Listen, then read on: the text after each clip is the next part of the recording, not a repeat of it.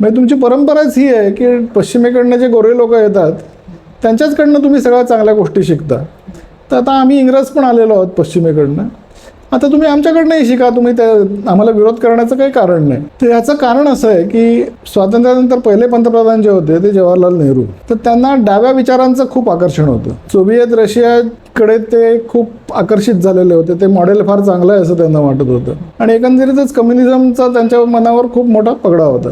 त्यामुळे त्यांनी भारतातले इतिहास क्षेत्र जे आहे ते कम्युनिस्टांच्या ताब्यातच देऊन टाकलं. आणि JNU मध्ये जे हिस्टॉरियन्स होते, रोमिला थापर, इरफान हबीब, DN झा, RS शर्मा, हे सगळे डावे इतिहासकार होते, सगळे मार्क्सवादी होते. आणि शिक्षण मंत्री जे कम्युनिस्टांनी तिथे बसवले ते होते नुरुल हसन, ते सुद्धा डावे होते, अर्थातच ते कम्युनिस्ट पक्षाचे सदस्यच होते. तर त्यामुळे नुरुल हसन आणि हे सगळे JNU मधले हिस्टॉरियन यांनी जणू काही आपण एक टीम असावी अशा पद्धतीने काम केलं.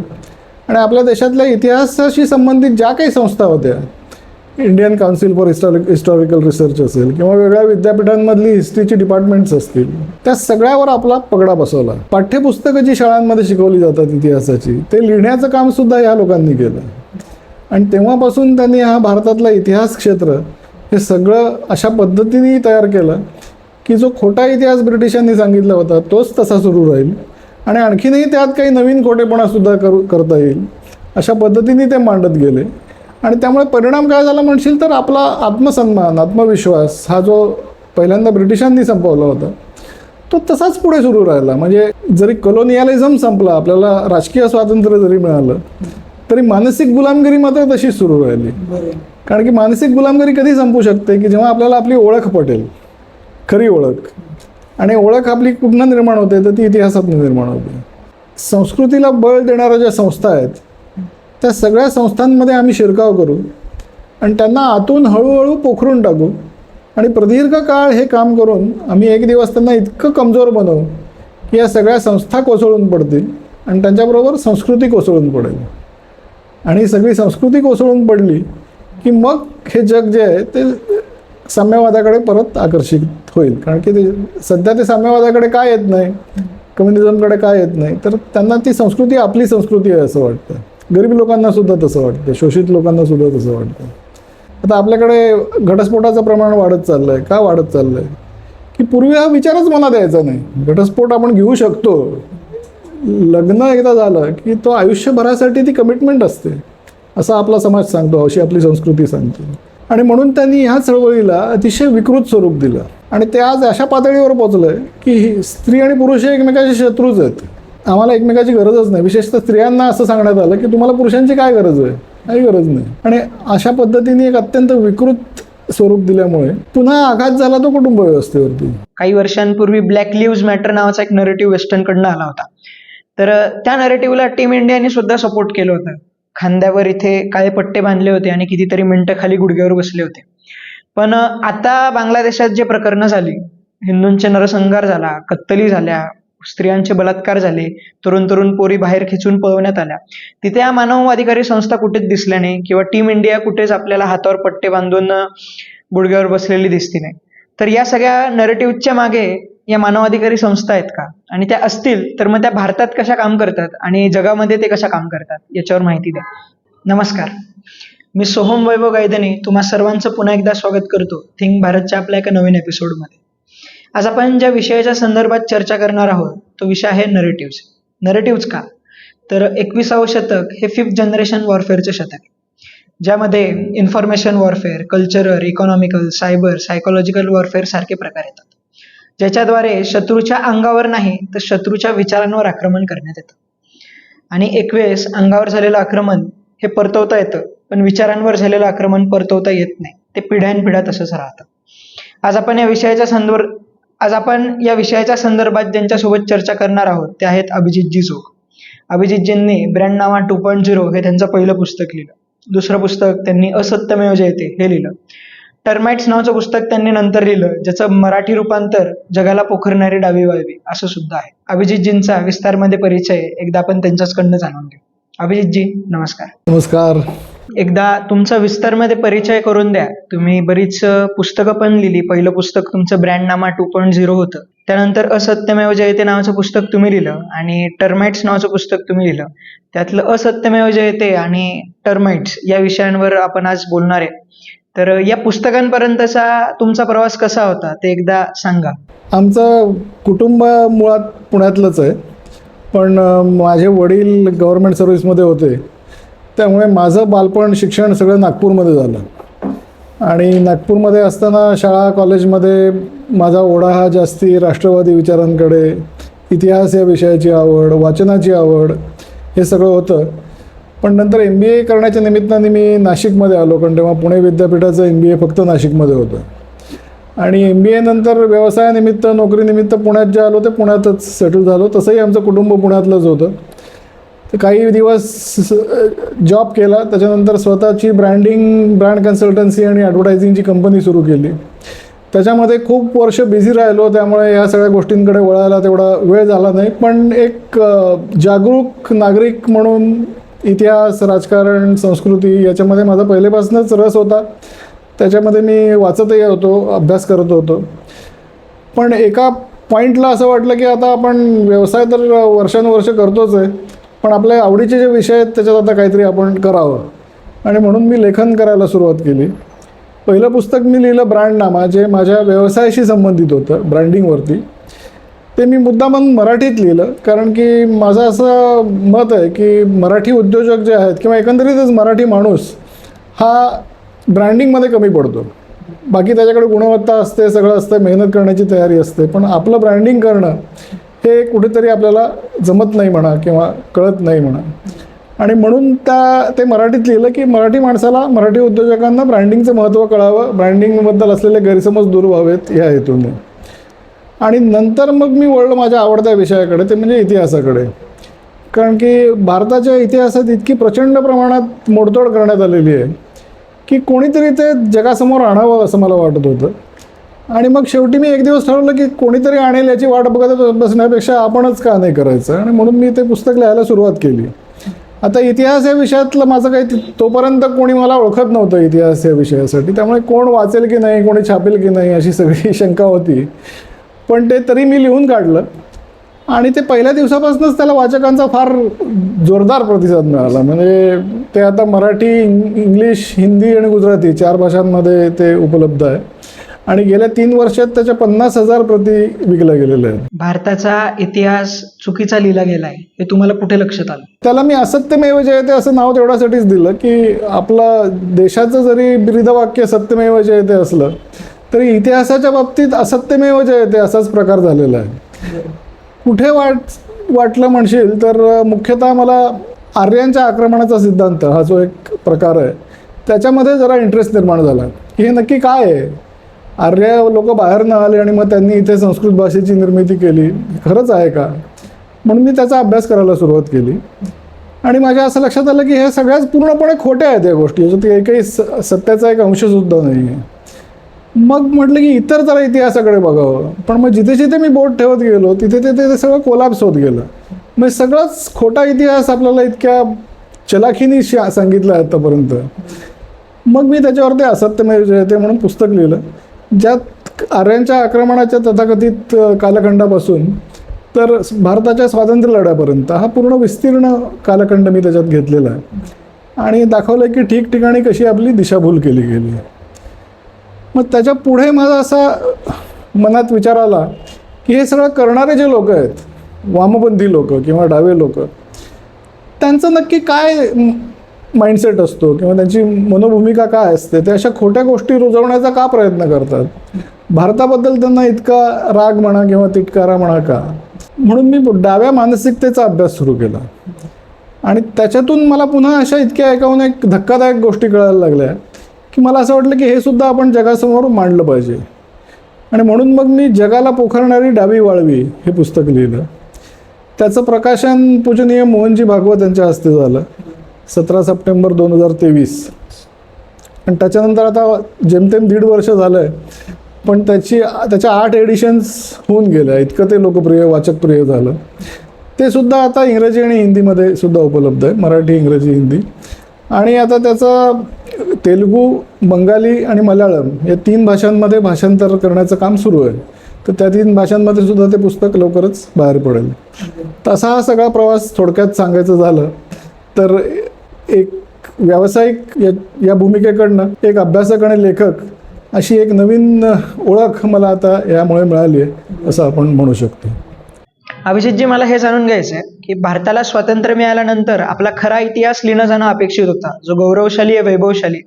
पण तसं न होता इतिहास थोडा वेगळ्या दिशेला वळाला आणि त्या कारणामुळे भारतीय जनमानसाच्या मानसिकतेवर नक्की परिणाम कसा झाला? मी थोडंसं मागे जाईन. तू विचारलंस मला स्वातंत्र्यानंतर, पण भारताच्या इतिहासाची मोडतोड जी आहे किंवा दिशाभूल जी आहे ती त्याच्या आधीपासून सुरू झाली, ती आपण थोडक्यात बघू आणि मग त्याचंच कंटिन्युएशन पुढे आहे. तर त्यामुळे ते आपल्याला योग्य प्रकारे समजून घेता येईल. तर सगळ्यात पहिल्यांदा भारताच्या इतिहासाचं विकृतीकरण करायला जी सुरुवात केली ती ब्रिटिशांनी केली. कारण ब्रिटिश लोक अतिशय हुशार होते. त्यांनाही माहिती होतं की हजारो किलोमीटर लांब असलेला हा भारत देश, तो इतका प्रचंड मोठा देश, त्याच्यावर फक्त आपण लष्करी बळावर आपण त्याच्यावर राज्य करू शकणार नाही. तर याच्यावर जर प्रदीर्घ काळ राज्य करायचं असेल तर आपल्याला ह्या लोकांचा आत्मविश्वास नष्ट केला पाहिजे, यांचा आत्मसन्मान नष्ट केला पाहिजे. ते जर आपण करू शकलो तर मग हे मेंढरासारखे आपल्या मागे येतील आणि ब्रिटिश राज्य हे जणू काही आपल्यासाठी ईश्वरी वरदानच आहे असं मानतील आणि मग आपण सुखाने इथे राज्य करू शकू. आणि हे करण्यासाठी त्यांनी भारताची जी 2 प्रमुख शक्तिस्थानं होती, शिक्षण आणखीन इतिहास, त्या 2 शक्तिस्थानांवर त्यांनी हल्ला करायचं ठरवलं.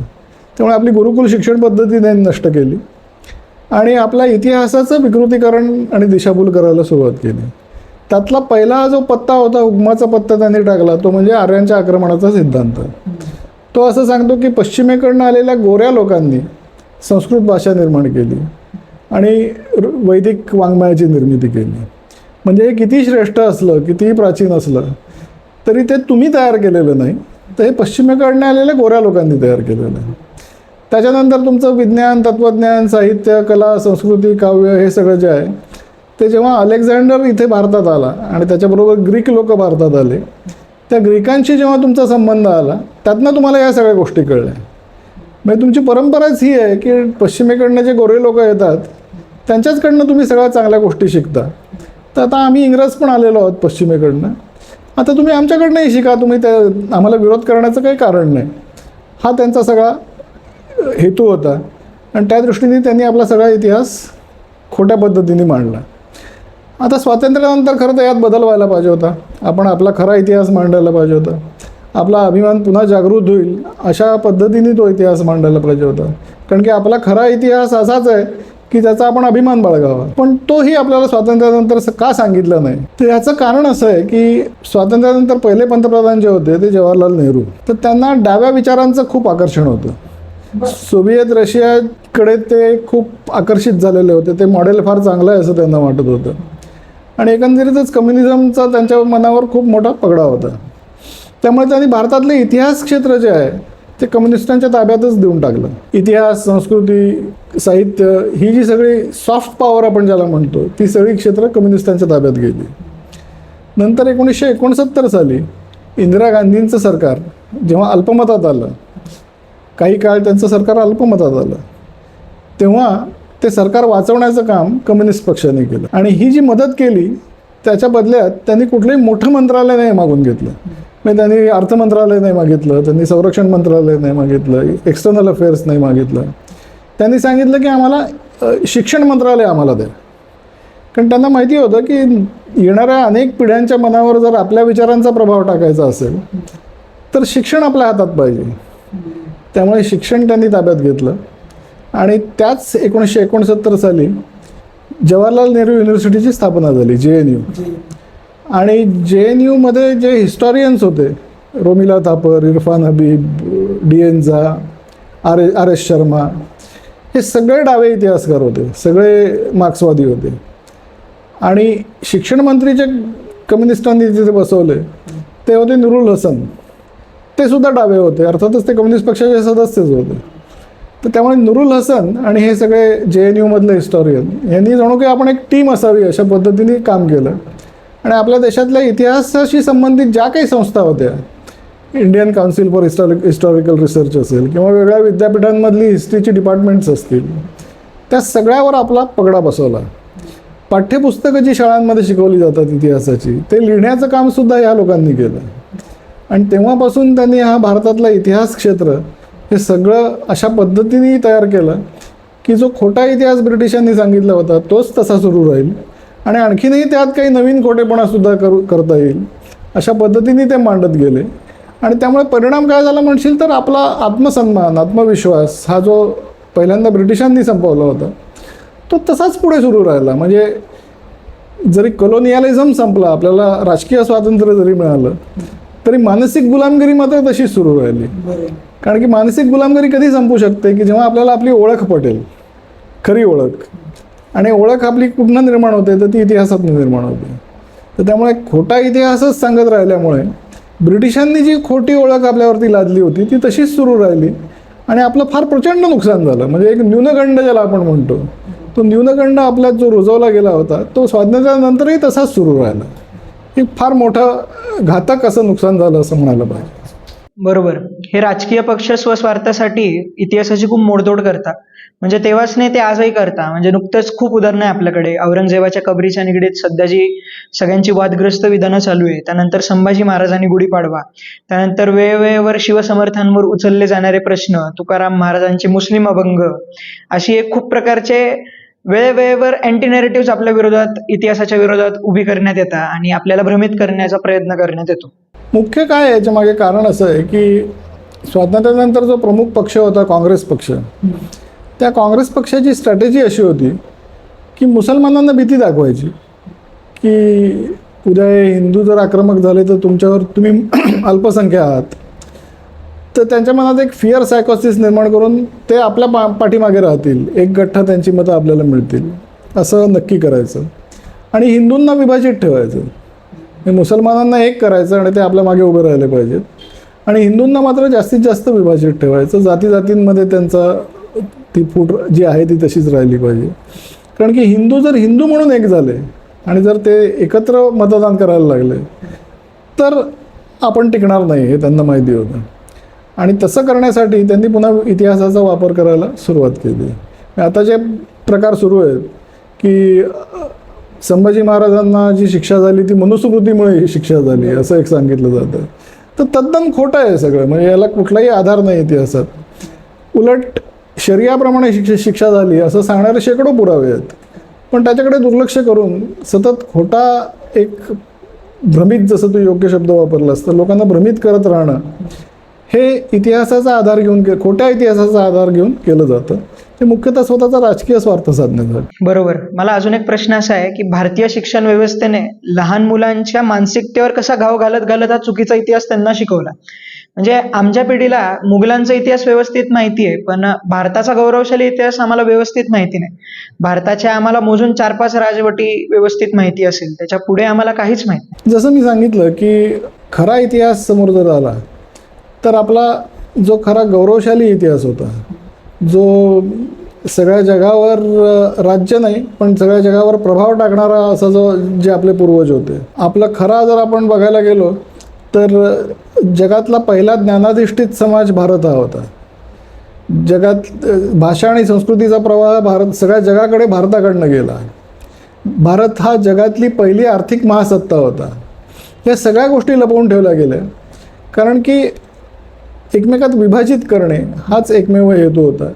आणि वामपंथी लोकांचा एक दुसरा मुख्य हेतू हा होता की मुसलमानांवर कुठल्याही प्रकारे, म्हणजे मुस्लिम जे आक्रमक होते भारतावर आक्रमण करणारे, त्यांचं चित्रण हे अतिशय चांगल्या पद्धतीने व्हावं.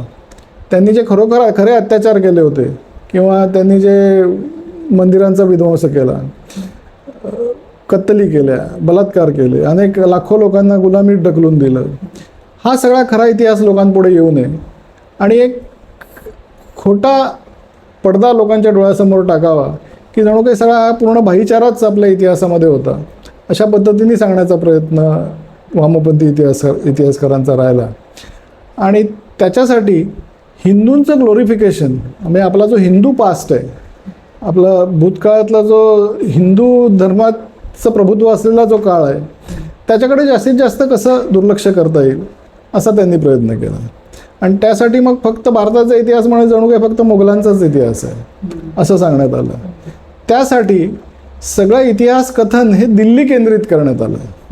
कारण दिल्लीमध्ये मुघल सल्तनत होती. 1206 साली तिथे दिल्ली सल्तनत म्हणून पहिली इस्लामिक सल्तनत स्थापन झाली.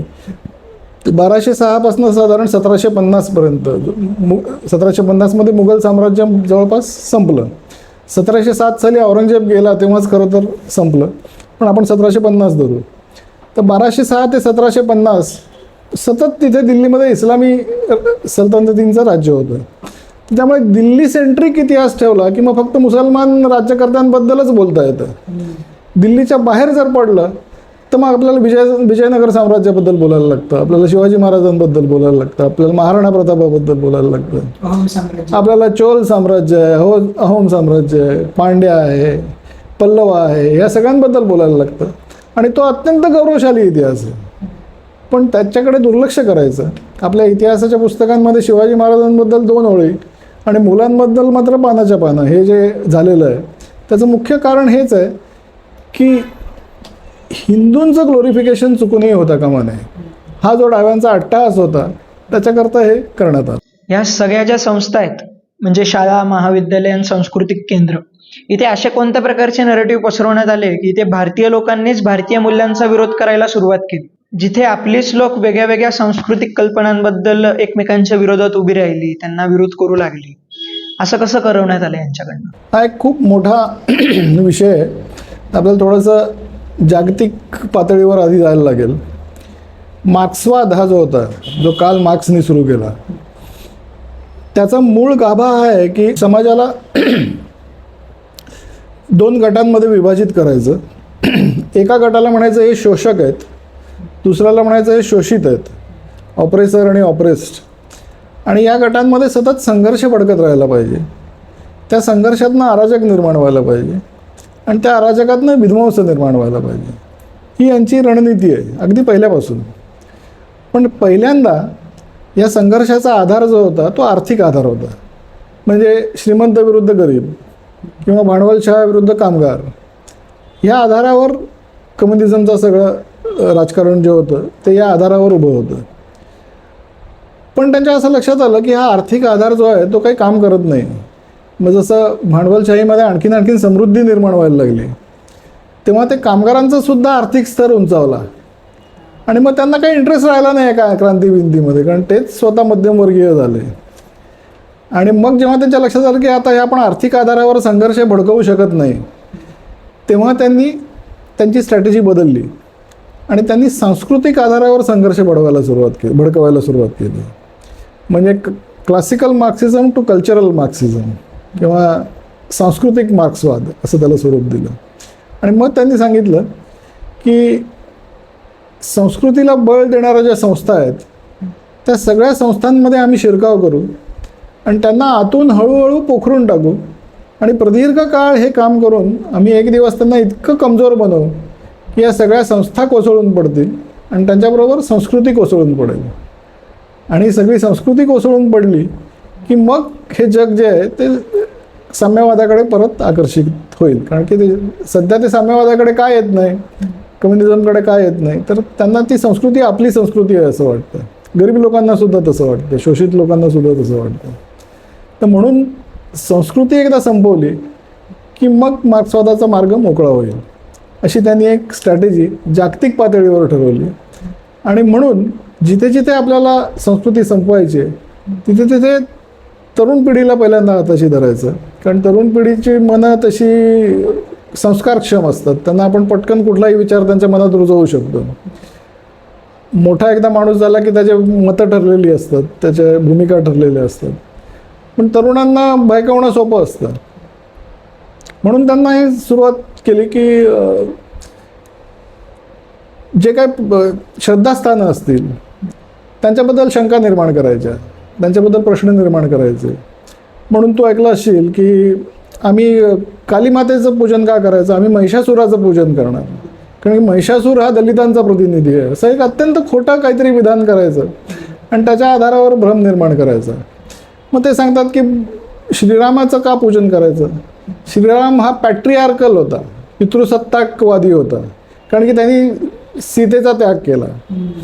तो का केला याच्या खोलात न जाता, त्याच्या मागची जी भूमिका आहे ती सगळी लक्षात न घेता एक नॅरेटिव्ह उभा करायचा, खोटा नॅरेटिव्ह उभा करायचा की धर्म, संस्कृती, परंपरा यांच्याबद्दल शंका निर्माण होतील, यांच्याबद्दल प्रश्न निर्माण होतील, मन भ्रमित होईल. असं करून संस्कृतीचा प्रभाव कमी कमी करत जायचं, धर्माचा प्रभाव कमी कमी करत जायचं. आणि मग त्या ठिकाणी शेवटी व्हॅक्यूम राहत नाही कुठे. तुमच्या मनातनं जर संस्कृती कोणी काढून टाकली, धर्माचा प्रभाव काढून टाकला, तर तिथे मग कम्युनिस्टांचे विचार जे आहेत, डावे विचार जे आहेत, ते तिथे रुजवणं सोपं जातं. तर अशा स्ट्रॅटेजीने त्यांनी वर्षानुवर्ष काम केलं आहे. म्हणजे ही एक त्यांना आपण दाद द्यायला पाहिजे की हे जे त्यांनी आर्थिक आधारावरनं सांस्कृतिक आधाराकडे गेले ते 1920-1930च्या दशकात, म्हणजे 100 वर्षापूर्वी. तर 100 वर्ष त्यांनी सातत्याने हे काम केलं.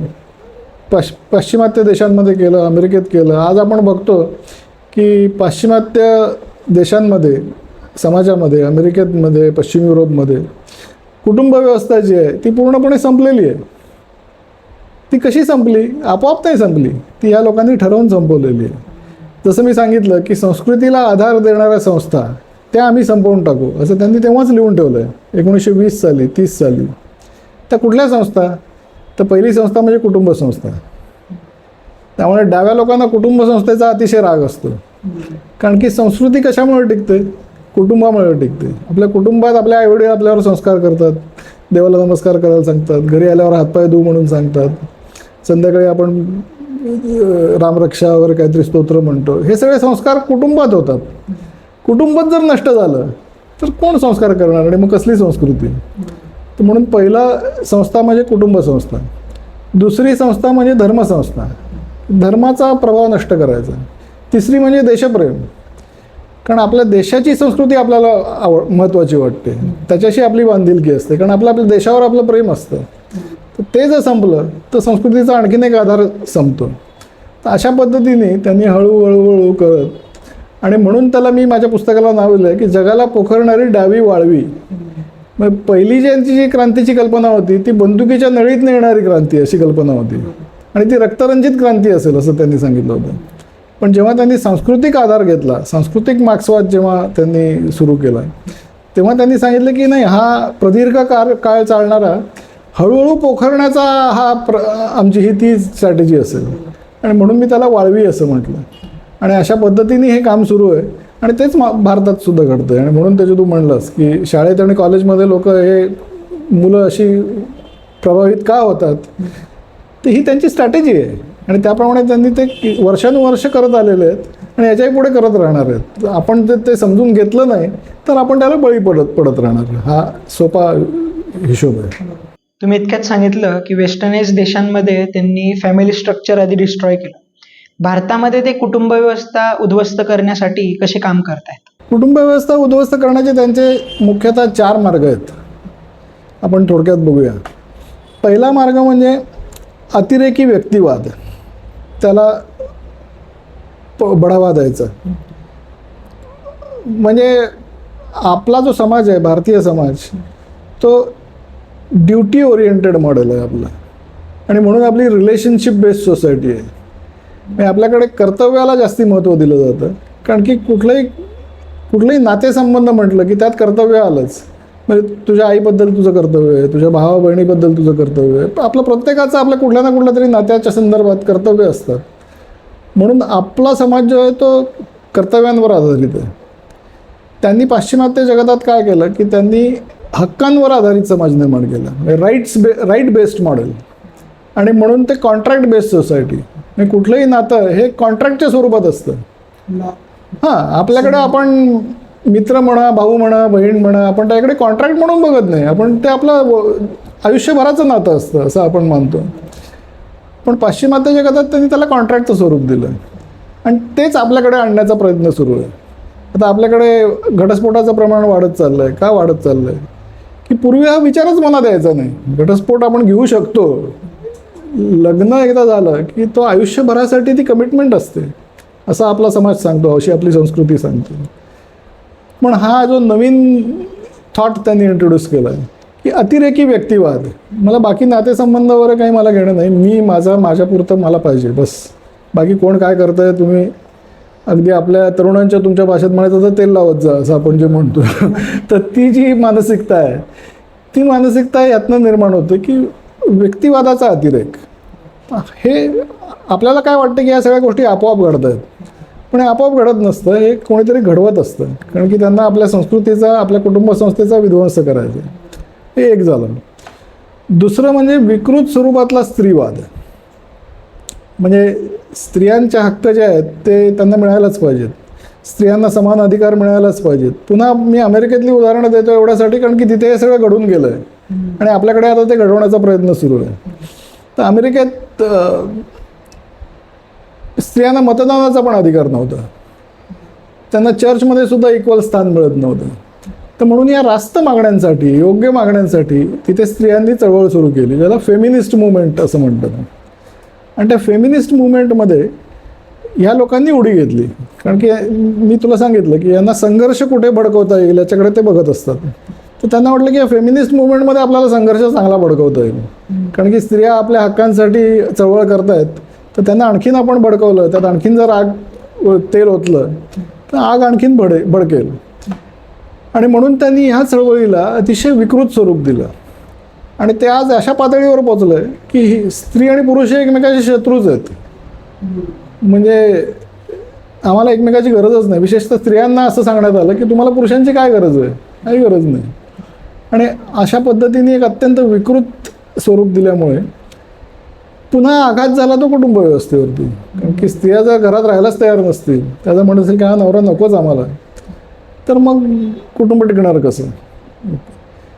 तर हा सुद्धा विचार पुन्हा आता भारतात आणण्याचा प्रयत्न सुरू आहे की स्त्रियांचे हक्क तर असलेच पाहिजेत. आणि भारतीय समाज हा एकमेव समाज आहे की जिथे हजारो वर्षांपासून स्त्रियांना बरोबरीचं स्थान आहे. कारण की आपला धर्म, हिंदू धर्म असा एकमेव धर्म आहे की जिथे देवता आहेत. म्हणजे स्त्रीला देवतेचं स्थान दिलं आहे आपण. म्हणजे लक्ष्मी, सरस्वती, काली, फिमेल गॉड ही कन्सेप्ट जगात फक्त आपल्याकडे आहे. पूर्वी प्राचीन काळात स्त्रिया पुरुषांच्या बरोबरीने शिक्षण घेत होत्या. स्त्री आणि पुरुष असे अनेक वाद झालेले अतिशय प्रसिद्ध आहेत. म्हणजे शंकराचार्य आणि भारती हा वाद, किंवा याज्ञवल्क्य आणि गार्गी, याज्ञवल्क्य आणि मैत्रेयी, असे अनेक वादविवाद. सावित्री आणि यम, सावित्रीने जे सत्यवानाचे प्राण आणले यमाकडनं ते काय भीक मागून नाही आणले, तिने त्याच्याशी वाद घातला आणि वादात त्याला पटवून दिलं की तू का मला द्यायला पाहिजे असते सत्यवानाचे प्राण. म्हणजे ती किती मोठी विदुषी होती, ती किती ज्ञानी होती हे आपल्याला कळतं. हे फक्त आपल्याकडे आहे, त्यामुळे आम्हाला शिकवण्याची गरज नाही की स्त्रियांना तुम्ही इक्वल. पण आपल्याला काय सांगण्यात येतं की तुमचा समाज हा पॅट्रिआर्कल समाज आहे, तुमचा समाज हा पुरुष सत्तावादी समाज आहे. या सगळ्या खोट्या गोष्टी रुजवण्यात येतात आणि विशेषतः तरुण पिढीच्या मनात रुजवण्यात येतात. आणि मग तरुणांना खरंच वाटायला लागते रे हो, स्त्रियांना हक्क तर मिळालाच पाहिजेत. आणि आपला जर समाज असा नसेल तर मग आपल्या समाजाविरुद्ध आपण उभं राहिलं पाहिजे. अशा पद्धतीने भडकवलं जातं, अशा पद्धतीने संघर्ष निर्माण केला जातो, अशा पद्धतीने संस्कृतीबद्दल शंका निर्माण केल्या जातात. हे झाला दुसरा भाग. तिसरा भाग कुटुंब संपवण्याचा म्हणजे लैंगिकतेचा अतिरेक.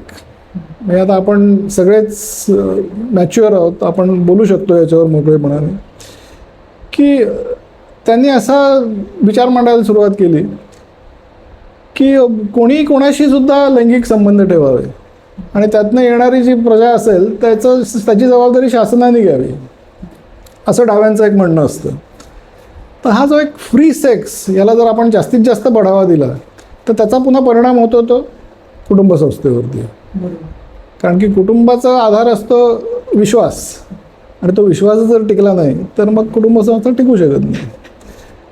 तर हे सगळ्या गोष्टी मी थोडक्यात सांगतोय, पण याच्यामागे खूप मोठं तत्वज्ञान आहे जे की डाव्यांनी उभं केलेलं आहे. आणि चौथा एक सगळ्यात अतिशय घातक प्रकार म्हणजे ट्रान्सजेंडरिझम. म्हणजे तुमच्या तरुण पिढीमध्ये आता तुम्हाला नक्कीच हे माहिती असेल की त्याचा किती प्रचार आणि प्रभाव वाढत चाललेला आहे. तर आपलं विज्ञान असं सांगतं की स्त्री आणि पुरुष हे दोन डिस्टिंक्ट बायोलॉजिकल एंटिटीज आहेत, वेगवेगळ्या जीवशास्त्रीय ओळखी आहेत. आणि ते मानवी सभ्यतेच्या कंटिन्युएशनसाठी आवश्यक आहे. स्त्री आणि पुरुष हे वेगळे नसले तर मानवी सभ्यता चालणार कशी पुढे. पण हे लोक काय सांगतात की नाही, जेंडर जे आहे ते जेंडर हा एक स्पेक्ट्रम आहे किंवा त्याला ते फ्लुइड जेंडर असं म्हणतात. आणि ते असं म्हणतात की आज मला वाटतंय मी पुरुष आहे, पण उद्या मला वाटू शकतं मी स्त्री आहे, आणि ते मान्य केलं गेलं पाहिजे. एखाद्या छोट्या मुलीला जर वाटलं की मला मुलगा बनायचं आहे, तर तिला हॉर्मोनल ट्रीटमेंट देऊन तिच्या शरीरावरती शस्त्रक्रिया करून तिला मुलगा बनवता येतं, आणि ते ती बनवू शकते, आणि त्यासाठी तिला पालकांच्या परवानगीची गरज नाही. असे कायदे आता त्यांनी पाश्चिमात्य देशात केलेले आहे. म्हणजे पुन्हा काय झालं की मुलं आणि पालक यांच्यामध्ये त्यांनी शंका निर्माण केली, यांच्यामध्ये संशयाची भावना निर्माण केली. म्हणजे पुन्हा त्याचा घाला कशावर आला तर तो कुटुंब व्यवस्थेवरती. तर अशा सगळ्या वेगळ्या मार्गाने ते कुटुंब व्यवस्था संपवण्याचा प्रयत्न करतात. आणि हा जो ट्रान्सजेंडरिझमचा जो हा प्रकार आहे, हा सुद्धा आता भारतात खूप मोठ्या प्रमाणात येतो. आणि ते इतकं घातक आहे की नैसर्गिकरित्या हे असू शकतं की एखाद्या पुरुषाच्या मनात स्त्री सुलभ भावना असू शकतात, किंवा एखाद्या स्त्रीच्या मनात पुरुष सुलभ भावना असू शकतात. म्हणजे फक्त 0.02% केसेसमध्ये होऊ शकतं, आणि ते नैसर्गिकरित्या होतं.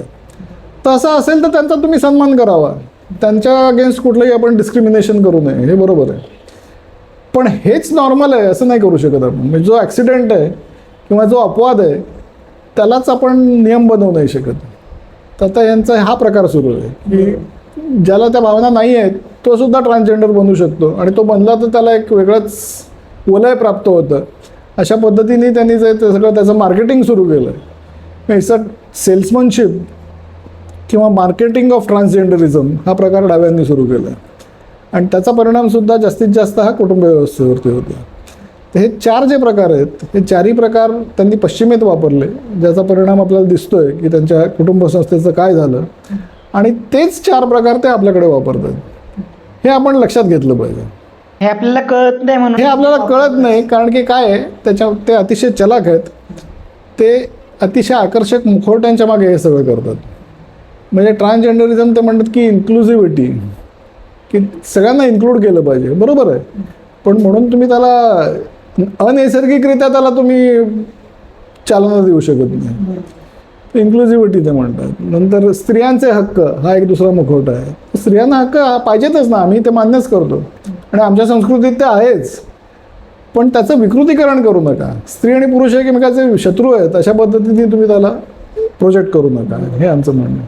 त्यामुळे जे अतिशय आकर्षक मुखवटे आहेत, त्या आकर्षक मुखवट्यांच्या मागे ते काम करतात, आणि त्यामुळे कळतच नाही की हे काय चाललं आहे. म्हणजे सगळ्यात महत्त्वाचा आणि मुख्य मोठा प्रॉब्लेम हा आहे की असं वाटतं की हे आपण चांगलंच करतो आहे. म्हणजे सरकार जेव्हा ट्रान्सजेंडरिझमबद्दल नियम आणतं तेव्हा सरकारला वाटतं आपण फार चांगलं काम करतो आहे. पण ह्याच्यामागे खरं त्यांची योजना काय आहे आणि उद्दिष्ट काय आहेत हे जोपर्यंत कळतं तोपर्यंत खूप वेळ झालेला असतो. जसं आता अमेरिकेत कळलं आहे म्हणून ट्रम्पने ते सगळं आता बदलायला सुरुवात केली. पण गेले त्यांच्या हातातनं कितीतरी पिढ्या त्यांच्या हातातनं गेल्या. ते आता कधी सुधारणार आणि कधी ते बदलणार काय माहिती. आपल्याकडे अजून वेळ आहे असं आपण म्हणू शकतो. आत्ताच आपण हे ओळखलं पाहिजे, आणि आपण आत्ताच ओळखून याला थांबवण्याचा प्रयत्न केला पाहिजे. हे सगळ्यात महत्त्वाचं आहे. तुम्ही आत्ताच कल्चरल मार्क्सिझम बद्दल माहिती दिली. भारतामध्ये नुकतंच कॅन्सल कल्चर सुद्धा खूप वेगात प्रवेश करतोय, आणि भारतीय युथ याला मॉडर्निझमच्या नावाखाली कसं अपनावतंय याच्यावर थोडी माहिती द्या ना अजून. कॅन्सल कल्चर हा एक पुन्हा कल्चरल मार्क्सिझमचाच एक भाग आहे म्हणा, किंवा त्याचं एक टूल आहे असं आपण म्हणूया, की समाजावर प्रभाव टाकण्यासाठी, किंवा आपण जे घालून दिलेली विचारधारा आहे त्या विचारधारेच्या बाहेर कोणी पाऊल टाकण्याची हिंमत पण करू नये, यासाठी हे कॅन्सल कल्चर हा प्रकार त्यांनी आणलेला आहे. तर तो काय आहे ते आपण बघूया. ते काय म्हणतात की शोषक आणि शोषित याच्यामध्ये शोषक लोक कधी बरोबर असूच शकत नाहीत, आणि शोषित लोक कधी चूक असूच शकत नाहीत.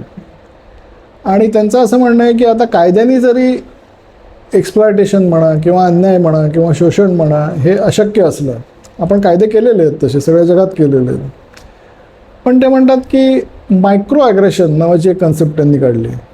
म्हणजे सूक्ष्म पातळीवर हा या शोषित गटाचा त्या लोकांचा अपमान होतच असतो, किंवा शब्द ही पण हिंसा असू शकते असं त्यांचं म्हणणं आहे. हे जरा समजून घ्यायला कठीण आहेत गोष्टी, पण मी सांगण्याचा प्रयत्न करतो. म्हणजे एखाद्या माणसाला आपण म्हटलं की मित्रांमध्ये आपण म्हणतो अनेक वेळा, तू गप्प बस रे, तुला काय कळत नाही, असं आपण बरेच वेळा म्हणतो ना आपल्या मित्रांना. पण तोच मित्र जर एखादा दलित असेल तर त्याला असं सांगितलं जाऊ शकतं की बघ तू दलित आहेस म्हणून तुला मुद्दामून सांगितलं, असं तुझा अपमान केला. आणि असं सांगितल्यानंतर ते पटकन मनात बसतं आणि पटतं. याला ते म्हणतात मायक्रो ॲग्रेशन. शब्द ही हिंसा आहे. म्हणजे तू गप्रे म्हणलास ना, तू हिंसा केलीस, असं ते सांगितलं. आता मित्रांमध्ये आपण कोणाची जात बघून असं बोलत नाही खरं म्हणजे, पण त्याला तसं स्वरूप दिलं जातं. कारण त्यांना काय शेवटी संघर्ष भडकावायचा आहे, त्यांना फूट पाडायची. तर ह्याला मायक्रो ॲग्रेशन ते म्हणतात. आणि ते असं म्हणतात की हे जे मायक्रो ॲग्रेशन करतील असे जे लोक आहेत त्यांना कुठल्याही शोषित लोकांसाठी सेफ स्पेसेस असले पाहिजे, सुरक्षित जागा असल्या पाहिजेत. म्हणून त्यांचं शाळा असो, कॉलेज असो, त्यांचं कामाची जागा असो, तिथे अशा पद्धतीने बोलणारे जे लोक असतील किंवा बोलू शकतात असे जे लोक असतील, अशा विचाराचे जे लोक असतील, त्यांना आतमध्ये प्रवेशच नाही मिळाला पाहिजे. म्हणून मग ते काय करतात की अशा लोकांना, असा एखादा कोणा वक्त्याला जर कॉलेजमध्ये बोलवलं तर त्याचं भाषण कॅन्सल करण्याचा ते प्रयत्न करतात. हे भाषण होऊच नये म्हणून ते आंदोलनं करतात पश्चिमेकडे. आपल्याकडे अजून तेवढं सुरू झालं नाही, पण होणार आहे. आणि थोडक्यात म्हणजे काय की ते जे म्हणतील कल्चरल मार्क्सिझम किंवा त्यालाच आपण वोकिझम म्हणतो, हे वोक लॉबी जी आहे, वोक लोक जे आहेत त्यांना पटेल आणि ते त्यांना मान्य होईल अशाच गोष्टी तुम्ही बोलायच्या. आणि अशा गोष्टी बोलणं म्हणजे त्याला म्हणतात पॉलिटिकल करेक्टनेस. म्हणजे you are speaking politically correct things. आणि पॉलिटिकली इनकरेक्ट तुम्ही एखादा शब्द जरी उच्चारला, तुम्ही एखादं ट्विट जरी केलं तरी ते तुम्हाला कॅन्सल करतात. कॅन्सल करतात म्हणजे काय करतात की तुमच्या सगळ्या संधी हिरावून घेतात. तुम्ही जिथे काम करता तिथे ते मेल पाठवून त्यांना सांगता की तुमच्याकडे हा माणूस आहे ना, असा आहे, हा वाईट वागतो, तो शाब्दिक हिंसा करतो, त्याला नोकरीवरून काढून टाका. अनेक वेळा असं झालेलं आहे की प्रमोशन्स थांबवलेली आहेत अमेरिकन विद्यापीठांमध्ये. अनेक वेळा लोकांना नोकऱ्या सोडाव्या लागलेल्या आहेत. रश्मी सामंत म्हणून आपली भारतीय मुलगी ही ऑक्सफर्ड युनिव्हर्सिटीमध्ये सगळ्यात पहिल्यांदा स्टुडंट युनियनची अध्यक्ष म्हणून निवडून आली, बहुमताने निवडून आली. पण तिच्या वडिलांचं कुठलं तरी जुनं ट्विट त्यांनी काढलं ज्यात त्यांनी जय श्रीराम असं म्हटलं होतं. त्याच्यावरनं एवढा गदारोळ केला की हे लोक काय म्हणतात अल्पसंख्याकांचा अपमान करणारे आहेत. आणि मग तिला शेवटी राजीनामा द्यावा लागला त्या अध्यक्षपदाचा. म्हणजे इतक्या मोठ्या प्रमाणात ते भडकवलं जातं. याला म्हणतात कॅन्सल कल्चर. म्हणजे तुमच्या मतांसाठी, आणि ती मतं जर पॉलिटिकली इनकरेक्ट असतील, म्हणजेच या कल्चरल मार्क्सिस्ट लोकांना न पटणारी असतील, तर तुम्हाला कॅन्सल करून टाकलं जातं. म्हणजे तुम्हाला त्या समाजाचा जो परीघ आहे, जो ॲक्सेप्टेबिलिटीचा परीघ म्हणता येईल किंवा मान्यता तुम्हाला एक माणूस म्हणून ही राहतच नाही, तुम्हाला फेकून दिलं जातं. That is called as cancel culture. आणि याच्यासाठी ते काय करतात, त्याला म्हणतात वेपनायझेशन ऑफ लँग्वेज. म्हणजे भाषेचा शस्त्र म्हणून वापर करतात. म्हणजे उदाहरणार्थ काय की मुस्लिम लोक हे त्यांच्यामध्ये शोषित लोक आहेत, त्यांनी शोषित हा दर्जा दिलेला आहे. त्यामुळे त्यांच्याबद्दल तुम्ही कुठलाही प्रश्न निर्माण करायचा नाही. मग ते टेररिझम का करतात असं विचारायचं नाही. ते आता युरोपमध्ये अनेक वेळा ते गर्दीमध्ये बस घुसवून अनेक लोकांना चिरडून टाकलं, असे प्रकार होत आहेत सध्या. पण त्याबद्दल कोणीही शंका विचारायची नाही, प्रश्न विचारायचा नाही. नाहीतर त्या माणसावर शिक्का काय बसतो, इस्लामोफोब. तो इस्लामोफोबिया हा एक त्यांनी शब्द काढला. तसंच तुम्ही ट्रान्सजेंडरिझमबद्दल काही शंका विचारली की अरे खरंच या मुलामध्ये तशा भावना आहेत का उगीच आपला फॅशन म्हणून हा म्हणतोय, तर तुम्हाला होमोफोब किंवा ट्रान्सफोब असा शिक्का बसतो. तर असे जे शिक्के आहेत, आता टॉक्सिक मॅस्क्युलॅनिटी असा एक त्यांनी दुसरा शिक्का काढला की पुरुषांनी जर आपलं पुरुषत्व दाखवलं तर ते दॅट इज टॉक्सिक मॅस्क्युलॅनिटी. असे जे शिक्के आहेत त्यांना त्याच्यावर इतका निगेटिव्ह त्याला स्वरूप दिलं जातं, त्याच्याशी इतकी जास्तीत जास्त प्रमाणात नकारात्मकता त्याच्याबरोबर असोसिएट केली जाते. आणि एक वैचारिक दहशतवाद ज्याला आपण म्हणू की त्याच्या बाहेर पाऊल टाकण्याची कोणाची हिंमतच होणार नाही, इतकी दहशत निर्माण केली जाते. कशा प्रकारे, तर कॅन्सल कल्चरमुळे. की नको बाबा माझ्या तोंडून एखादा असा शब्द गेला तर उद्या त्याला मला राहू पण देणार नाहीत, माझ्या कामावरनं मला काढून टाकतील किंवा माझ्या युनिव्हर्सिटीतनं मला काढून टाकतील. तर ही भीती जी आहे ती वैचारिक दहशतवादातून निर्माण केली जाते. म्हणजे दहशतवाद हा फक्त शस्त्रांनीच होतो असं नाही, तर तो विचारांनी सुद्धा दहशतवाद होऊ शकतो. आणि या लोकांचा वैचारिक दहशतवाद आहे इंटेलेक्च्युअल. आणि ते इंटेलेक्च्युअल टेररिझम, आणि त्यासाठी ते कॅन्सल कल्चरचा वापर करतात. आणि पुन्हा पश्चिमेतली मी जरी उदाहरणं दिली तरी हेच आपल्याकडे करण्याचा प्रयत्न सुरू झालेला आहे की तू जर एखादी गोष्ट पॉलिटिकली इनकरेक्ट बोललास तर तुझ्यावर म्हणजे त्यांचं काय आहे की ते आपल्या वैचारिक विरोधक हा फक्त वैचारिक विरोधक इतक्या पुरता ठेवत नाहीत, तर त्याला ते एक वाईट माणूस ठरवतात. एविल मॅन, एविल पर्सन असं ठरवतात. म्हणजे चांगुलपणावर त्यांनी मोनोपॉली निर्माण केली.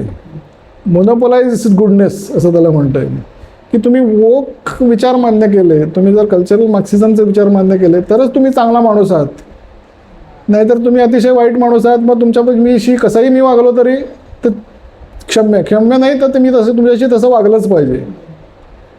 मी त्याला जस्टिफायच केलं जातं. तर हे इतक्या पातळीवर पोचवलेलं आहे.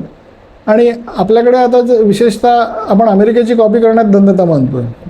त्यामुळे मोठ्या शहरांमध्ये अनेक ज्या मोठ्या युनिव्हर्सिटीज आहेत की त्या त्यांच्या युनिव्हर्सिटीच्या मॉडेलवरती बनवल्या जातात. म्हणजे उदाहरणार्थ अशोका युनिव्हर्सिटी म्हणून आहे, JNU आहे. तर अशा युनिव्हर्सिटीजमध्ये असं वातावरण ऑलरेडी यायला लागलेलं आहे. आणि अमेरिकेची कॉपी करण्यामध्ये आपण धन्यता मानतो. आणि अशा जे एलिट इन्स्टिट्यूशन असतात त्यांची कॉपी करण्यामध्ये इतर इन्स्टिट्यूशन आपल्याकडच्या धन्यता मानतात. त्यामुळे हळूहळू ते सगळीकडे पसरत जाणार आहे. तर ते थांबवलं पाहिजे. का पसरतं की लोकांना कळत नाही की हे नक्की काय चाललं आहे, अवेअरनेस नसतो. तर म्हणून तो अवेअरनेस निर्माण करणं हे महत्त्वाचं आहे. आणि मी पुस्तकसुद्धा जे लिहिलं ते तेवढ्यासाठी लिहिलं की लोकांना कळावं की हे नक्की काय चाललं आहे. तर हे कॅन्सल करायचं थोडक्यात सांगायचं तर. मला एक सामाजिक प्रश्न असा आहे की भारतावर सर्व धर्म समभाव हा विचार कसा थोपवण्यात आला? पूर्वीपासून आपल्याकडे वेगवेगळी पंथ होती आणि त्यामुळे आपल्याकडे सर्व पंथ समभाव हा आहेच, पण सर्व धर्म समभाव हा कसा थोपवण्यात आला आणि त्यामुळे आपलं नुकसान काय झालं, आपल्या मानसिकतेवर काय परिणाम झाला त्याचा? आता पुन्हा मला थोडंसं पश्चिमेकडे जावं लागेल, कारण की या सगळ्या कन्सेप्ट तिकडे निर्माण झाल्या आहेत. म्हणून आपल्याला तिथपासनं समजून घ्यावं लागतं. म्हणजे मग भारतात काय होतं आहे आणि काय होणार आहे हे आपल्याला कळतं.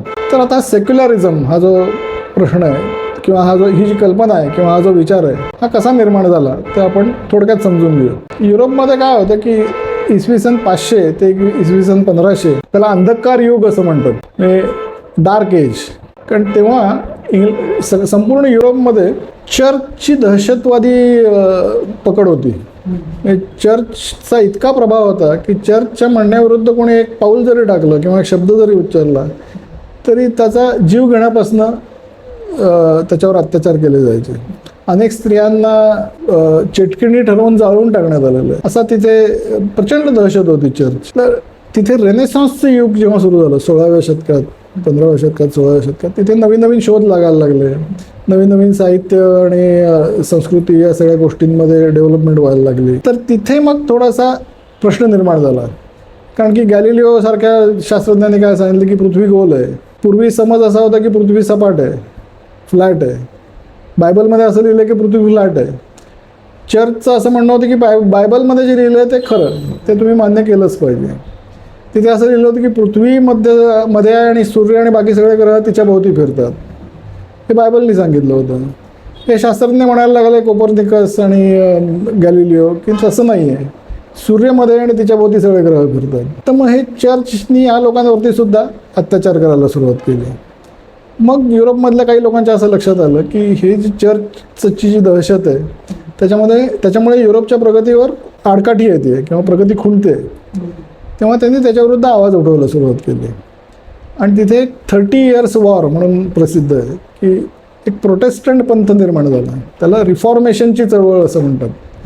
म्हणजे कॅथोलिक चर्चचा हा जो एक सगळा वेडेपणा चालला होता तो थांबवण्यासाठी प्रोटेस्टंट नावाचा एक पंथ निर्माण झाला. आणि मग हे प्रोटेस्टंट आणि कॅथोलिक यांच्यामध्ये 30 वर्षाचं युद्ध झालं. आणि 1648 साली ट्रिटी ऑफ वेस्टफॅलिया म्हणून एक करार झाला.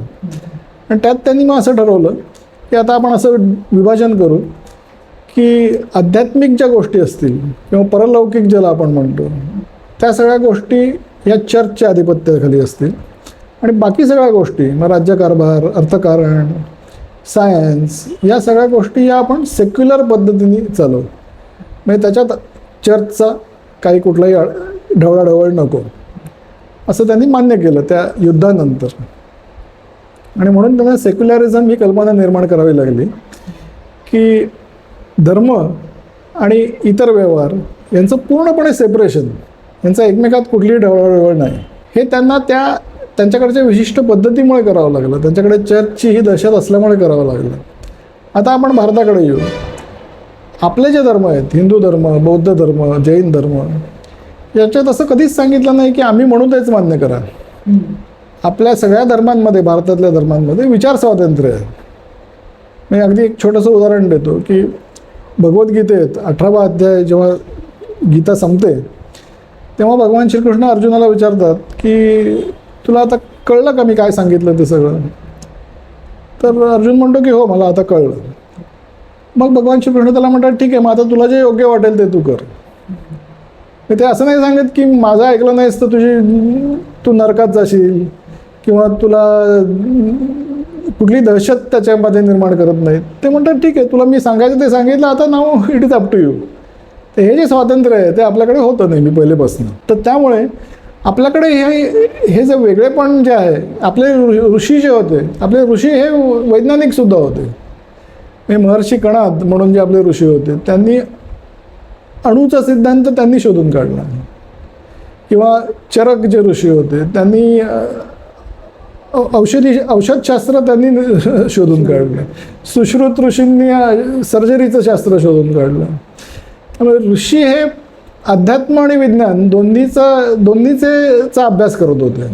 कारण की आपल्याकडे त्याच्यामध्ये फरक नव्हताच. आपण असं कधीच म्हटलं नाही की धर्माने जे सांगितलं त्याच्यावर तुम्ही आंधळा विश्वास ठेवला पाहिजे. त्यामुळे सेक्युलरिझम या कल्पनेची आपल्याकडे खरं तर गरजच नाही आहे ॲक्च्युली. सेक्युलरिझमचा आपल्याकडे काय अर्थ लावण्यात आला की सगळे धर्म सारखेच आहेत. पण मूळ सेक्युलरिझमची कल्पना ते सांगत नाही. मूळ संकल्पना हे म्हणते की धर्म आणखीन व्यवहार यांचा एकमेकात ढवळाढवळ नको. That is secularism. तर सेक्युलरिझमची मूळ व्याख्या जी आहे ती आपल्याकडे लागूच होत नाही. कारण की आपल्याकडे तसं कधी सांगितलंच नाही. कुठल्याही धर्माने तुमच्यावर डिक्टेटरशिप कधी लादली नाही. बौद्ध धर्मानेही नाही लादली, जैन धर्मानेही नाही लादली. तर त्यामुळे आपल्याकडे त्याचा एक वेगळी व्याख्या करण्यात आली की सगळे धर्म सारखे आहेत. आता पुन्हा हा सुद्धा एक चुकीचा समज आहे. सगळे धर्म सारखे नाही आहेत. आपल्याला काय लहानपणापासून नाही धर्म सगळेच चांगले असतात, लोक वाईट वागतात. तर तसं नाही आहे. प्रत्येक धर्माची शिकवण वेगळी आहे. म्हणजे इस्लाम धर्म सांगतो की मूर्तीपूजा ही हराम आहे, त्यामुळे मूर्ती या फोडल्याच पाहिजेत. आपला धर्म तसं सांगत नाही. ख्रिश्चन आणि इस्लाम, ज्याला आपण अब्राहमिक धर्म म्हणतो किंवा सेमेटिक रिलिजन्स म्हणतो, ते दोन्ही धर्म हे सांगतात की आमचा प्रेषित, आमचं पुस्तक म्हणजे आमचा धर्मग्रंथ, आणखीन आमचा ईश्वर, याच्यावर तुम्ही श्रद्धा ठेवलीच पाहिजे. जर तुम्ही ठेवली नाहीत तर तुम्ही आमचे शत्रू. हा जो विचार आहे हा विचार आपल्या धर्मांमध्ये नाही आहे.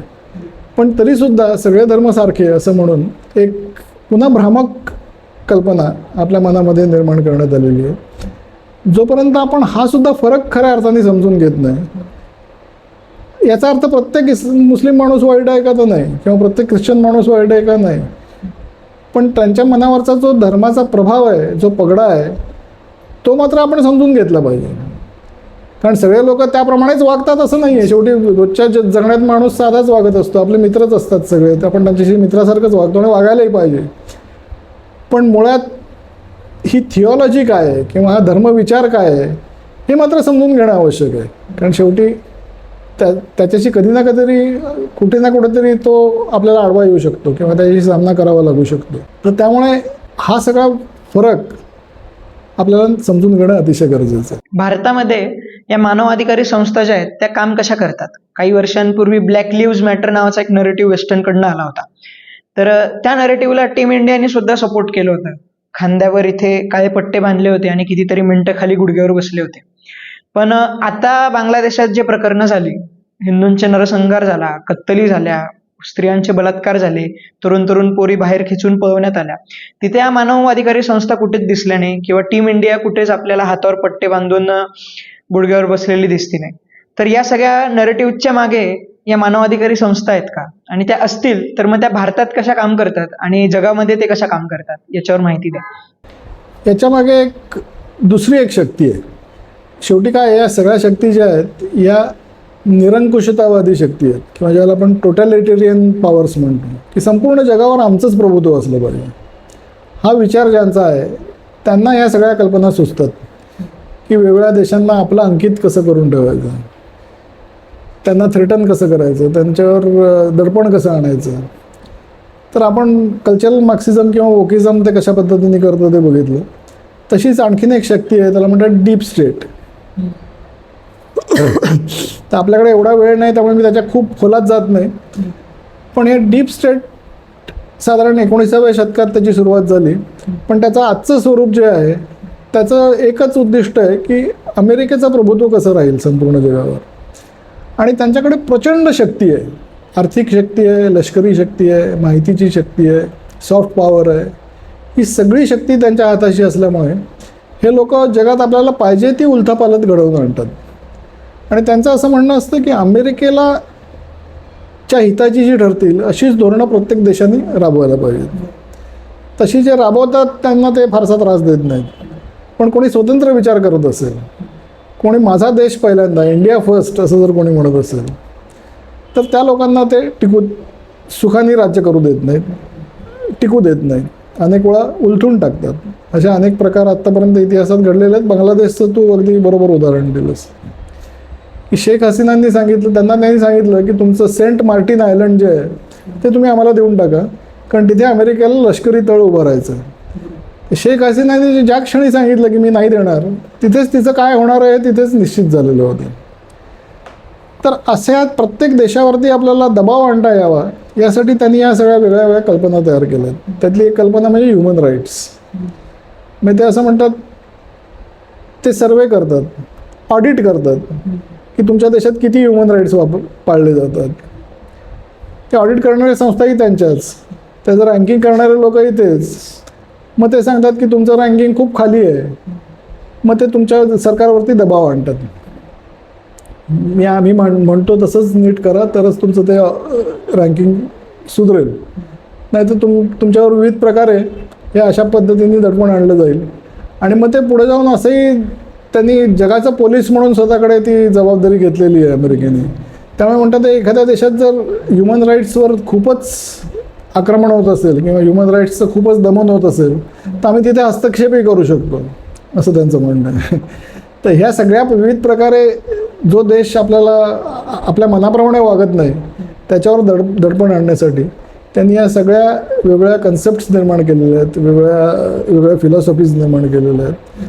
आणि त्याचे जसं म्हणतो ना आपण की आरोप करणारे तेच, वकील पण तेच आणि जज पण तेच, सगळे तेच आहेत. तर त्यामुळे ते त्यांना पाहिजे तसं त्याचा अर्थ काढतात आणि त्या देशावर दडपण आणून त्याला एकतर जागेवर आणण्याचा प्रयत्न करतात, नाही तर त्याला संपवण्याचा प्रयत्न, उद्ध्वस्त करून टाकतात. भारतातली अशी काही उदाहरणं आहेत का की आपल्या लोकांच्या विरोधात किंवा भारतीय सरकारच्या विरोधात मानवाधिकारी संस्थांनी काही चुकीचे नरेटिव्ह पसरवण्याचा प्रयत्न केलाय? आता उदाहरण द्यायचं झालं तर CAAचं उदाहरण देता येईल आपल्याला. CAA हा जो कायदा आहे त्याचा भारतीय मुसलमानांशी काहीही संबंध नाही. तो कशासाठी आहे की पाकिस्तान, बांगलादेश आणि अफगाणिस्तान या देशांमधले जे अल्पसंख्याक आहेत, हिंदू असतील, ख्रिश्चन असतील, शीख असतील, त्या लोकांना, कारण तिथे त्यांच्यावरती अन्याय होतो, अत्याचार होतात. मग या बांगलादेशमध्ये 1947 साली 30% हिंदू राहत होते, आज 8%च आहेत फक्त. पाकिस्तानमध्ये 24% होते, ते आज 1 का 2%च आहेत फक्त. म्हणजे त्यांच्यावर अन्याय आणि अत्याचार झाले म्हणूनच इतकी संख्या कमी झाली. म्हणून त्यांना नागरिकता लवकर देता यावी, फास्ट ट्रॅक करता यावी त्यांची नागरिकता, म्हणून हा CAA कायदा आहे. त्याचा भारतातल्या मुसलमानांशी काहीही संबंध नाही. पण त्यांना काय सांगण्यात आलं की हा तुमची नागरिकता जाईल. पूर्णपणे खोटा आणि खोडसाळ प्रचार होता. पण त्याला जगातनं इतक्या प्रचंड प्रमाणात पाठिंबा देण्यात आला, कारण त्यांनी असं सांगितलं की हा ह्युमन राईट्सचा इश्यू आहे. भारतातल्या मुसलमानांचे ह्युमन राईट हे हिरावून घेत आहेत. तर हा सगळा अपप्रचार जो आहे तो एखादा, काय म्हणू आपण त्याला, हाकारे असतात ना जंगलात, की श्वापद पकडण्यासाठी ज्या पद्धतीने हाकारे हळूहळू आवाज वाढवत नेतात, तर तसा जगात हा सगळा अपप्रचाराचा हाकारा केला जातो आणि त्या देशाची बदनामी केली जाते, जशी CAA आपली करण्यात आली. तसंच तुला आठवत असेल की शेतकरी आंदोलन जेव्हा झालं, ते शेतकरी आंदोलन काय समजा एक 20-25 हजार शेतकरी त्या सीमेवरती, तेवढे तरी असतील की नाही माहीत नाही, 10-15 हजार असतील किंवा 5-10 हजार सुद्धा असतील. पण जगात तेव्हा असं त्यांनी प्रचार केला की जगाच्या इतिहासातला सगळ्यात मोठा आंदोलन आहे आणि 25 कोटी शेतकरी याच्यात सहभागी आहेत, असं त्यांनी सगळ्या जगात प्रचार केला होता. तो सुद्धा त्यांनी त्याला स्वरूप असं दिलं की शेतकऱ्यांचे मानवी हक्क हे राहून घेत आहेत. तर ज्यांना आपल्याला दडपण आणायचं आहे, ज्यांना प्रेशराईज करायचं आहे, मग ते खरं खोटं याचा विचार न करता त्या या सगळ्या गोष्टींचा वापर करून घेतात. शेतकरी आंदोलन हे त्याचं उदाहरण आहे, नंतर CAA त्याचं उदाहरण आहे, शाहीन बाग हे आणखीन एक उदाहरण आहे, अग्निवीर हे ते आणखीन एक उदाहरण आहे. आणि हे दडपण असल्यामुळे यांच्यावर फार मोठी कठोर कारवाई पण करता येत नाही. मी त्या शेतकऱ्यांवर जर तेव्हा कारवाई केली असती तर त्याला इतकं प्रचंड स्वरूप देण्यात आलं असतं आणि जगात त्याचा इतका खूप मोठा प्रचार करण्यात आला असता की कशी दडपशाही सुरू आहे.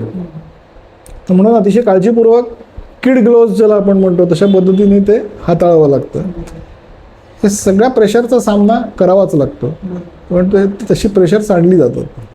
तुम्ही आत्ता जी माहिती दिली त्याच्या संदर्भात मला एक प्रश्न असा आहे की समजा सत्तेत राईट विंग आहे आणि ते राईट विंगचं सरकार कोणता नवीन कायदा आणतंय, तर त्या कायद्याचा एवढा प्रखरतेने विरोध का केला जातो? कोणतेही राष्ट्रवादी कायदे असो, म्हणजे CAA असो, NRC असो, शाहीनबाग प्रकरण असो, अग्निवीरच्या वेळेस झालेले प्रकरण असो, या सगळ्या चांगल्या चांगल्या कायद्यांना एवढा प्रखरतेने विरोध का?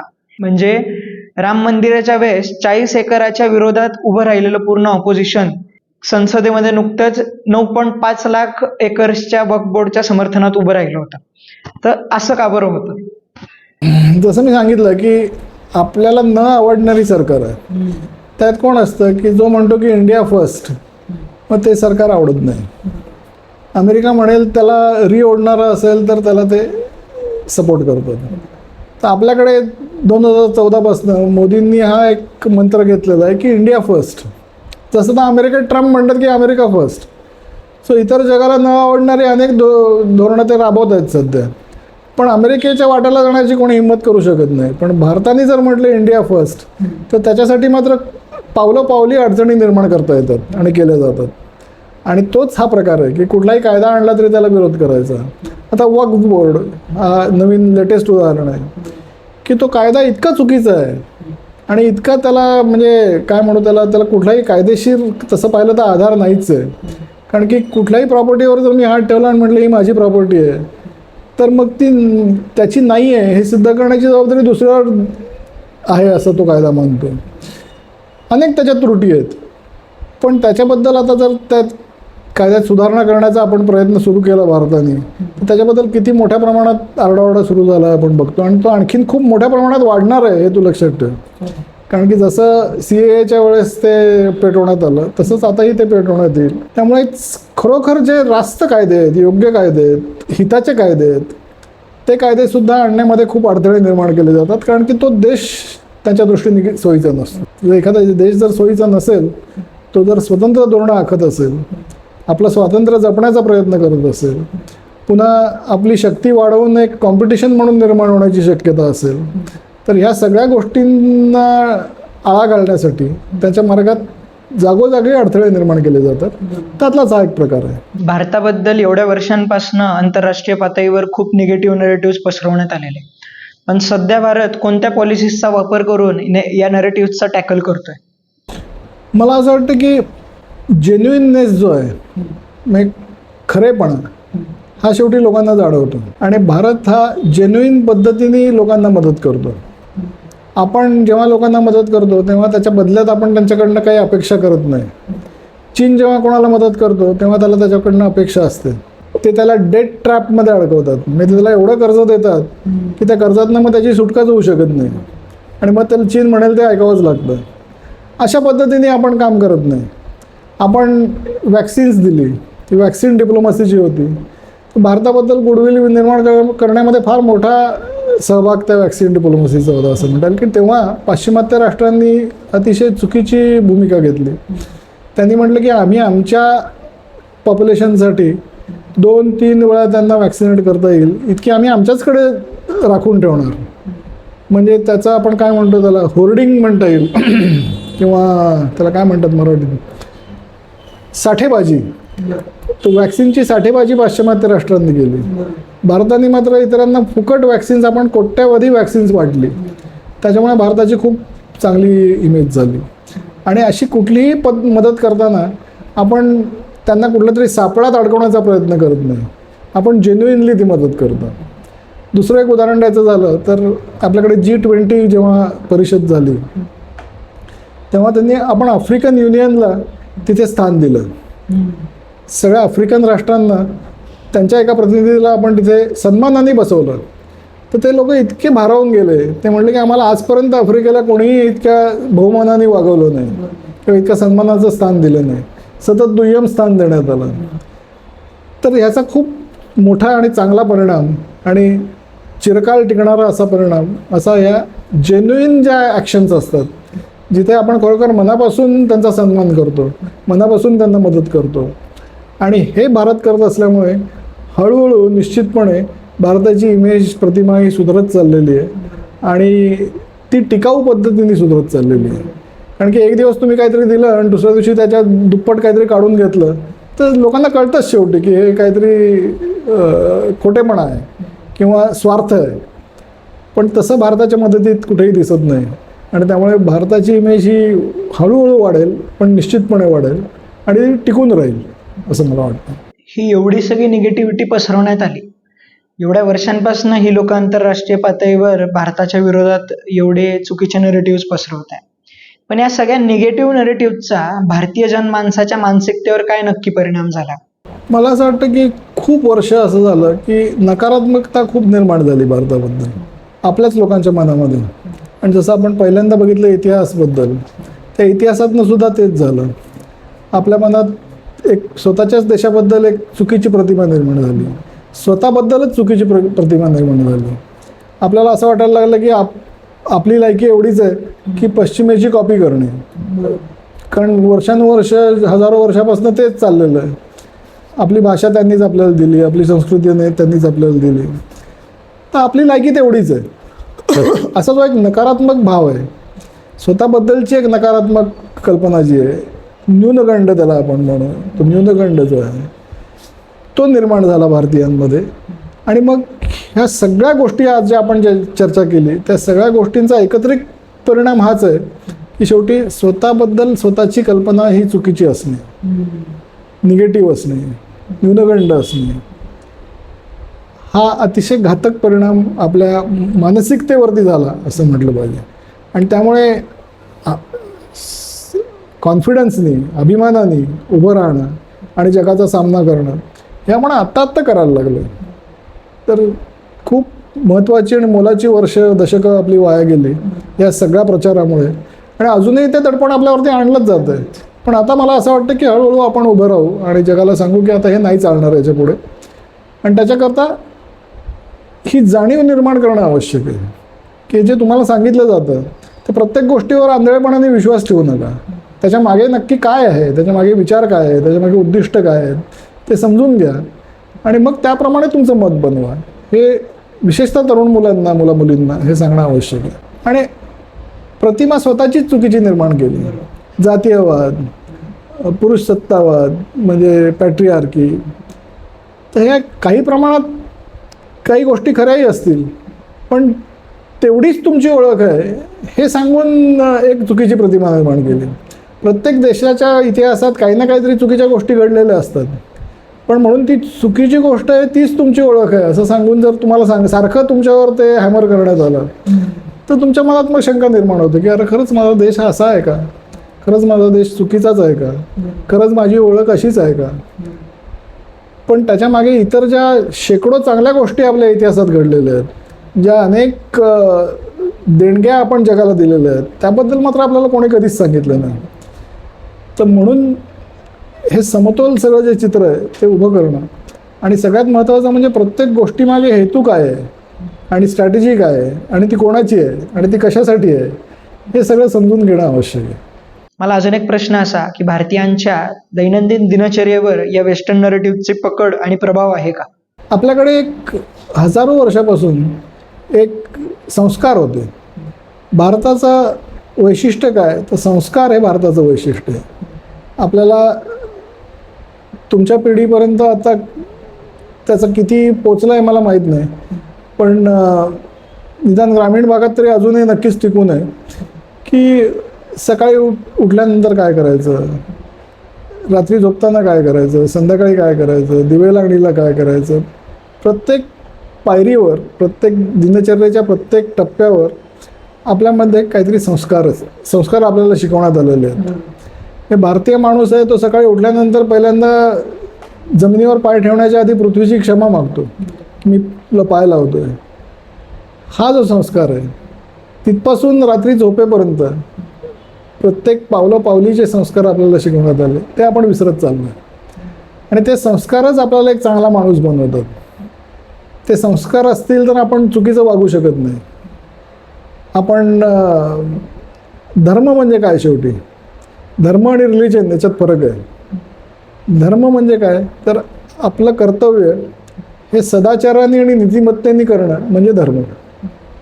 सदाचार आणि नीतिमत्ता हे आपल्यावर संस्कार झालेले आहेत, पण तेच आपण विसरून गेलो आणि म्हणून हे सगळे प्रश्न निर्माण होत आहेत. आणि त्याच्याकडे परत जायचं जर असेल तर शेवटी आपल्याला आपल्या संस्कारांकडे जावं लागेल आणि ते आपण हरवून बसलो या सगळ्या गदारोळामुळे आणि या सगळ्या अपप्रचारामुळे. समजा भविष्यात भारताबद्दल काही चुकीचे नरेटिव्ह पसरवण्यात आले किंवा आपल्यातच काही फूट पाडण्याचे नरेटिव्ह पसरवण्यात येत असतील, तर त्या टॅकल कशा केले पाहिजे किंवा ते ओळखले कसे पाहिजे, तर याच्या तुमच्या काय आयडियाज आहेत त्या सांगा. आपल्याला म्हणजे ॲज अ महाविद्यालयीन तरुण म्हणून आम्ही किंवा जागरूक नागरिक म्हणून सगळ्या लोकांनी या गोष्टी ओळखायच्या कशा आणि ओळखल्या तर टॅकल कशा करायच्या? ओळखण्यासाठी एक करता येईल की याचा नक्की परिणाम काय होणार आहे. आता जरी हे दिसायला किती आकर्षक दिसत असलं, मी उदाहरणार्थ एखाद्या मुलीला जर सांगितलं की तू नवऱ्याचं सगळं ऐकलंच पाहिजे असं नाही, किंवा घरी काम का कशासाठी करायचं, असे जर गोष्टी मुलीला कोणी सांगायला लागलं तर तिने हा विचार केला पाहिजे की ठीक आहे माझ्या हक्क वगैरे बरोबर आहे, पण यातनं नेमकं काय घडणार आहे. तर घरात संघर्ष निर्माण होणार आहे, घरात भांडणं निर्माण होणार आहे. म्हणून तिने सगळं मुकाट्याने सहन करावं असंही नाही. म्हणजे शेवटी तिच्यावर कोणी अन्याय करावा आणि तिला दाबून टाकावं हेही बरोबर नाही. त्याच्यासाठी आपल्याला संपूर्ण समाजात बदल घडवावा लागेल आणि तो आपण घडवतोय. त्या दृष्टीने आपला प्रयत्न सुरूच आहे. पण प्रत्येक बाबतीत तुला एखाद्या मुलाला जर सांगण्यात आलं की आईवडिलांचं ऐकलंच पाहिजे असं काही नाही, घरी गेल्यानंतर देवाला नमस्कार करायचा कशाला करायचं, कोणी सांगितलं, काय गरज आहे. तर हा विचार केला पाहिजे की अरे हे घरी जाऊन नमस्कार केल्याने माझं काही नुकसान आहे का, नाही, पण न केल्याने काय होईल तर माझ्या घरचं एक वातावरण बदलेल. संस्कारांची जो पाया आहे माझ्या घराचा, माझ्या कुटुंबाचा, तो डळमळीत होईल. तर हे कधी प्रश्न निर्माण होतील, कोणी नॅरेटिव्ह मांडल्यानंतर त्या नॅरेटिव्हबद्दल शंका किंवा त्याच्या मागची भूमिका जाणून घेण्याची गरज कधी निर्माण होईल की हे नॅरेटिव्ह कसे पसरवले जातात ते जेव्हा कळेल आपल्याला, तेव्हा आपोआपच त्या शंका निर्माण होतील, तेव्हा आपोआपच ते प्रश्न निर्माण होतील. आज आपल्याला ते माहितीच नाही आहे, त्यामुळे आपल्याला काय वाटतं की बरोबर आहे, कशाला करायचं, काय गरज आहे, संध्याकाळी हातपाय धुतल्याने काय फरक पडतो. ते आता कोविडनंतर कळलं की घरी आल्यानंतर हात धुवायची पद्धत कशा करता आपल्याकडे वर्षानुवर्ष पडलेली आहे. हजारो वर्षापासून आपल्याला माहिती आहे घरी आल्यानंतर हात धुवायचे. ते कोविडमध्ये लक्षात आलं, तोपर्यंत कधी लक्षात नव्हतं आलं. पण अशा प्रत्येक गोष्टीमागे आपल्या संस्कृतीत, आपल्या संस्कारात जे शिकवलं जातं त्या प्रत्येक गोष्टीमागे काहीतरी कारण आहे, काहीतरी सायंटिफिक कारण आहे. पण ते करू नका असं आपल्याला जेव्हा सांगितलं जातं तेव्हा आपल्या मनात हा प्रश्न आला की मला का सांगतोय हे करू नका म्हणून, त्यातनं काय होणार आहे, केल्याने काही नुकसान आहे, केल्याने काही नुकसान आहे का, न केल्याने नेमकं काय घडेल, माझ्या आईवडिलांवर काय परिणाम होईल, माझ्या कुटुंबावर काय परिणाम होईल, माझ्या देशावर काय परिणाम होईल. प्रत्येक गोष्टीबद्दल त्याची चिकित्सा करण्याची सवय लागली पाहिजे आपल्याला. कुठलाही विमर्श किंवा कुठलाही नॅरेटिव्ह हा प्रश्न न विचारता आंधळेपणाने स्वीकारता कामा नये. आपण त्याचा नीट विचार केला पाहिजे. कारण की आपल्याला आता कळलं आहे किंवा कळणार आहे की ज्याने आजचा आपला पॉडकास्ट टाकला त्यांना तरी नक्कीच कळलं असेल की हे जे नॅरेटिव्ज आहेत, हे जे विमर्श आहेत, हे मुद्दामून ठरवून एक विशिष्ट उद्दिष्ट डोळ्यासमोर ठेवून हे निर्माण केले जातात. आणि ते जर उद्दिष्ट घातक असेल, ते जर माझ्या देशासाठी, माझ्या समाजासाठी, माझ्या संस्कृतीसाठी अपायकारक असेल तर मी त्याचा विचार केला पाहिजे. आणि म्हणून कुठलाही नॅरेटिव्ह, कुठलाही विमर्श हा विचार न करता स्वीकारायचा नाही. एवढी जरी आपण सवय लावून घेतली आणि आपण एवढं जरी ठरवलं की शेवटी यातनं माझी संस्कृती, माझा धर्म, माझा देश आणि माझं कुटुंब यांचा कुठलाही घात तर होत नाही ना, याच्यावर कुठलाही अपाय तर होत नाही ना, ह्याचा काळजीपूर्वक विचार करणं आवश्यक आहे. कारण की ते घडवण्यासाठी लोक टपून बसलेले आहेत आणि म्हणून ते महत्त्वाचं आहे. तर ही सवय लावून घेणं आहे, हाच त्याच्यावर एक उपाय आहे असं मी म्हणेन. त्याला रेडी सोल्युशन्स नाही देता येणार, पण विचार करण्याची सवय लावून घेणं, शंका निर्माण करण्याची सवय लावून घेणं, त्याची चिकित्सा करण्याची सवय लावून घेणं हे आवश्यक आहे. आणि त्यासाठी तुम्हाला अवेअरनेस पाहिजे की हे नक्की का घडतं आहे, कोण घडवतं आहे, कशासाठी घडवतं आहे. हे एकदा कळलं की आपल्या मनात आपोआपच ते प्रश्न निर्माण होते. अभिजितजी, तुम्ही आजच्या मुलाखतीमध्ये भारताच्या इतिहासात आणि करंट अफेअर्समध्ये पसरवले गेलेले निगेटिव्ह नरेटिव्ह, चुकीचे नरेटिव्ह खूप विस्तारमध्ये, खूप डिटेलमध्ये टॅकल केले. त्याबद्दल तुमचे खूप खूप आभार आणि तुम्ही दिलेल्या अमूल्य वेळेबद्दल खूप खूप धन्यवाद. धन्यवाद. मलाही मजा आली. तुम्हा सर्वांना आजचा व्हिडिओ कसा वाटला हे मला कमेंट्समध्ये नक्की सांगा. थिंक भारतला लाईक करा, शेअर करा आणि आजचा व्हिडिओ जास्तीत जास्त लोकांमध्ये पोहोचवण्याचा खरंच प्रयत्न करा. पुन्हा भेटूया अजून एका एपिसोडमध्ये. तोपर्यंत जय श्रीराम, जय भारत.